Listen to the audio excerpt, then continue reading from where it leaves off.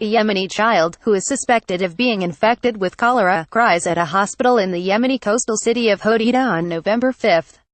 Abdo HyderAFPGetty Images For the past few weeks, Saudi Arabia has made it almost impossible to get food to Yemen, one of the poorest countries in the world.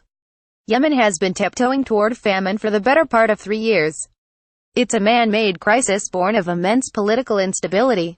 The country has been divided into pieces by warring factions backed by Saudi Arabia and Iran. Terrorist groups such as Al-Qaeda control portions of land, too. And it has been made worse by climate change, rendering a dry and arid country nearly devoid of usable land and clean water. 80% of the country's population lacks reliable access to food. That includes around 11 million children. Kids under 18 make up around half of the population. 7 million people, 1 out of every 4 Yemenis, are entirely dependent on food assistance. The United Nations has called it the worst humanitarian crisis in the world. Save the Children predicts that 50,000 Yemeni children under 5 will die by year-end. That's a toddler dead every 10 minutes. For years, Saudi Arabia has played a dark role in Yemen's suffering. It backs the country's exiled government and has dropped thousands of bombs on military and civilian targets, including schools and hospitals controlled by the Houthi rebels. The United States has provided funding, logistical support and arms for this effort. Nearly 10,000 Yemenis have been killed in the bombings. In early November, things got worse. After the Houthis launched a missile into Saudi Arabia, the country retaliated with a near-total blockade of Yemen seaports, airports and highways. This meant that aid groups could not ship in clean water, vital medication and food. Yemen imports at least 80% of its food, and the blockade pushed those 7 million people dependent on food assistance to the brink of famine. Humanitarian groups condemned Saudi Arabia's action as inhumane.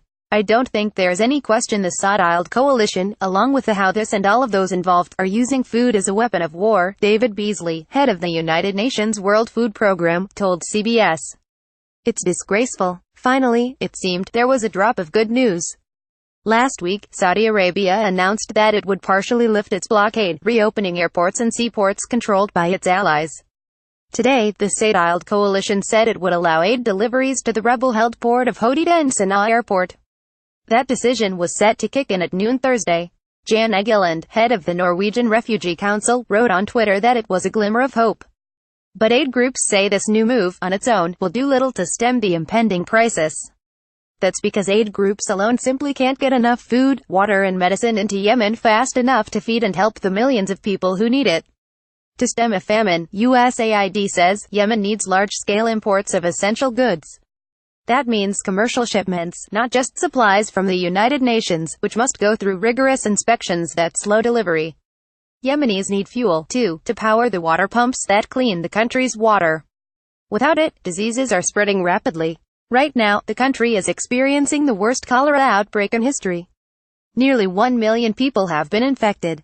In a statement, International Rescue Committee Yemen Country Director Paulo Cernachi explained that Saudi Arabia's latest effort isn't nearly enough. Even though tomorrow's reopening of ports to humanitarian traffic will ease the flow of aid, it will still leave the population of Yemen in a worse situation than they were 2 weeks ago before the blockade started, he said. Humanitarian aid alone cannot meet the needs of Yemenis who are unjustly bearing the brunt of this war. Access by commercial shipments of food and fuel must be resumed immediately, otherwise this action will do little to turn Yemen back from the brink of famine and crisis.